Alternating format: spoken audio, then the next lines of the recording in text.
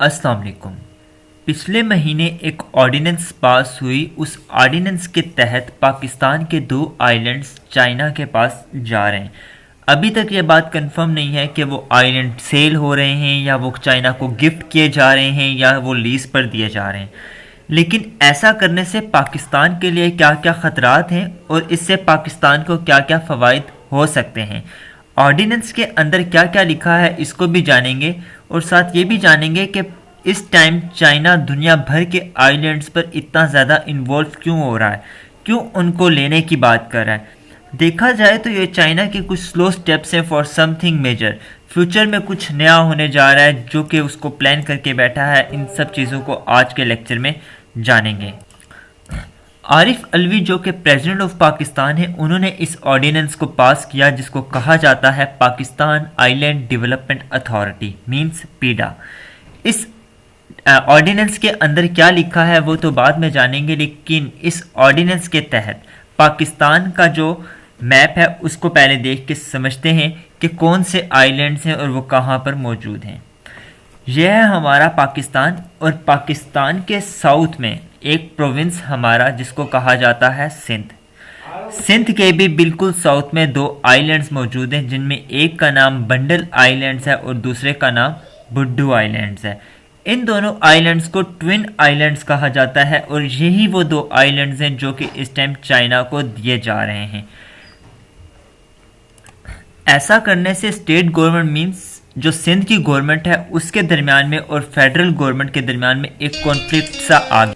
Sindh government ने federal government से कहा है कि इस ऑर्डिनेंस को आप फ़ौरन विदड्रॉ करें, क्योंकि ये जो दोनों आइलैंड्स हैं ये गवर्नमेंट ऑफ सिंध मींस के वहाँ सिंध के जो लोग हैं उनसे ये आइलैंड बिलोंग करता है, तो इनके ख़िलाफ़ या इससे रिलेटेड कोई भी एक्शन फेडरल गवर्नमेंट नहीं ले सकती।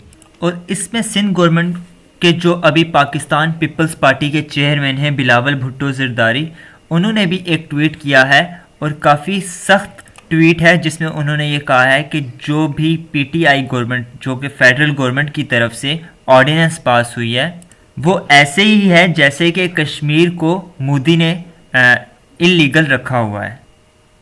आसान करके समझा देता हूँ कि सिंध के जो आइलैंड्स हैं उनका जो भी डिसीजन है वो कौन कर रहा है, फेडरल गवर्नमेंट। और वही कश्मीर में हो रहा है कि जो जम्मू कश्मीर है उसको किसने इलीगल रखा हुआ है, इंडिया ने। और सेम वो बिलावल भुट्टो ने तशबीह दी है कि फेडरल गवर्नमेंट भी वही काम कर रही है जो मोदी ने किया था। अब इस ऑर्डिनेंस के अंदर क्या क्या लिखा था इन सब चीज़ों को भी डिस्कस कर लेते हैं।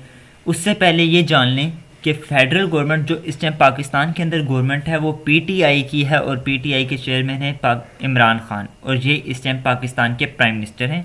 और सिंध गवर्नमेंट में जो गवर्नमेंट है वो इस टाइम है पाकिस्तान पीपल्स पार्टी की और उनके चेयरमैन है बिलावल भुट्टो ज़रदारी। ऑर्डिनेंस का जो सेक्शन 45 है उसका सब सेक्शन 1 है, उसके अंदर लिखा हुआ है कि फेडरल गवर्नमेंट को ये अलाउ है कि जो सिंध के आइलैंड्स के पास या जो वहाँ के लोग रहने वाले हैं वो वहाँ से उनको निकाल सकते हैं, जो कि काफ़ी गलत बात है। साथ ही सेक्शन 47 के अंदर ये बात लिखी हुई है कि वो आइलैंड जो है या कोई भी ज़मीन है उसको फेडरल गवर्नमेंट लीज पर भी दे सकती है, सेल भी कर सकती है, एक्सचेंज भी कर सकती है। इन सब चीज़ों के लिए फेडरल गवर्नमेंट को एक किस्म की परमिशन दी गई है। और इन सब एक्शंस के बाद जो सिंध में वहाँ पे जो फिशरमैन्स हैं उन्होंने एक प्रोटेस्ट भी लॉन्च की है और उसका नाम उन्होंने रखा है सेफ सी आइलैंड। अब सोचने की बात यह है कि चाइना यहाँ पर आकर क्या करेगा। चाइना का कहना है कि वो यहाँ पर इन आइलैंड्स पे $50 बिलियन इन्वेस्ट करेगा और इसको बिल्कुल दुबई जैसा बना देगा। और इसीलिए अभी तक ये बात सामने नहीं है कि क्या चाइना ने इन आइलैंड्स को लीज पर लिया हुआ है या फेडरल गवर्नमेंट पाकिस्तान की गवर्नमेंट ने इसको इनडायरेक्ट सेल करने की बात की है। अभी तक ये बात सामने नहीं आई, लेकिन इंटरनेशनल रिलेशंस में एक बात सामने है कि there is no friend in international relations.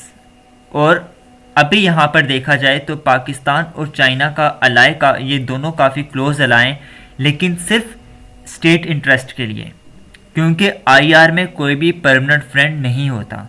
India और यूएस से क्लोज फ्रेंड कोई भी नहीं था और इनसे क्लोज सबसे ज़्यादा दुश्मन इन्हीं दोनों की थी, जो कि अब ये काफ़ी ज़्यादा क्लोज़ हैं।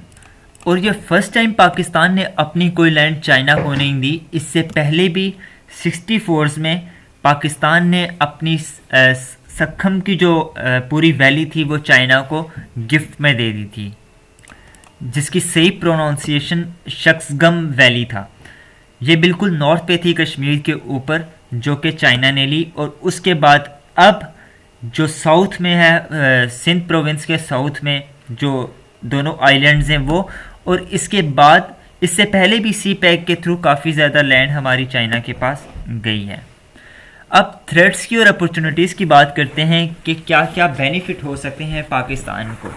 अगर देखा जाए तो $50 बिलियन की जब इसमें इन्वेस्टमेंट होगी, दुबई जैसा बनेगा, तो टूरिज़्म के काफ़ी ज़्यादा मौके होंगे, लोगों को जॉब्स मिलेगी और साथ ही साथ डेवलपमेंट होगी, जिससे पाकिस्तान की जीडीपी में काफ़ी ज़्यादा हमें इंक्रीज़ देखने को मिलेगा।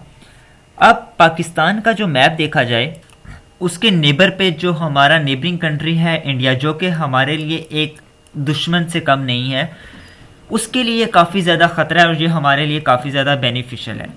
क्योंकि ये जो बॉर्डर को आप देख रहे हैं कि एक तरफ पाकिस्तान से उसको ख़तरा, दूसरी तरफ से चाइना को ख़तरा, और यहाँ पर आता है इंडिया का गुजरात। और पाकिस्तान जब ये जो साउथ का एरिया है, यहाँ के जो दोनों आइलैंड्स अगर चाइना के पास चले जाएंगे, तो चाइना यहाँ पर आके मे भी अपनी नेवी ले आए, कुछ भी ले आए, तो ये इंडिया के लिए यहाँ से भी एक किस्म का ख़तरा होगा। और इंडिया को अभी ये बात काफ़ी ज़्यादा चुभ रही है। देखा जाए तो बिहाइंड द कर्टन्स कुछ बातें ऐसी भी हैं जो कि सामने नहीं होंगी। जाहिर सी बात है, जब एक मुल्क $50 बिलियन की इन्वेस्टमेंट कर रहा है और कोई भी मुल्क इतनी बिग इन्वेस्टमेंट पाकिस्तान में नहीं कर रहा, तो कुछ तो बात होगी कि जो चाइना यहाँ इन्वेस्ट कर रहा है, क्योंकि आईआर में फ्रेंड्स नहीं होते। तो अब देख लेते हैं थ्रेट्स की बात। सबसे पहले तो ये पता होगा हमें कि हमारी जो सोवरेनिटी है वो काफ़ी ज़्यादा कॉम्प्रोमाइज़ होगी जब भी दूसरा मुल्क एक मुल्क के अंदर इंटरवीन करेगा। अब पाकिस्तान के अंदर सी पैक के थ्रू चाइना आ गया। यहाँ पे जो वैली थी संखम वैली, वो चाइना के पास है। साउथ में, सिंध के साउथ में आके यहाँ पे हमारे पास फिर चाइना आ जाएगा। तो काफ़ी ज़्यादा चाइना की इन्वॉल्वमेंट हो जाएगी पाकिस्तान में, जो कि उसकी सोवरेनिटी के काफ़ी ज़्यादा खिलाफ है। बलूचिस्तान का जो एरिया आपको ये देखने को मिल रहा है, ये कौन सा है? गवादर का। और चाइना यहाँ से काफ़ी ज़्यादा इन्वॉल्व है थ्रू सीपैक।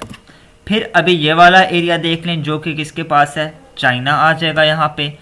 तो इस तरह देखा जाए तो चाइना की इन्वॉल्वमेंट काफ़ी ज़्यादा है पाकिस्तान में।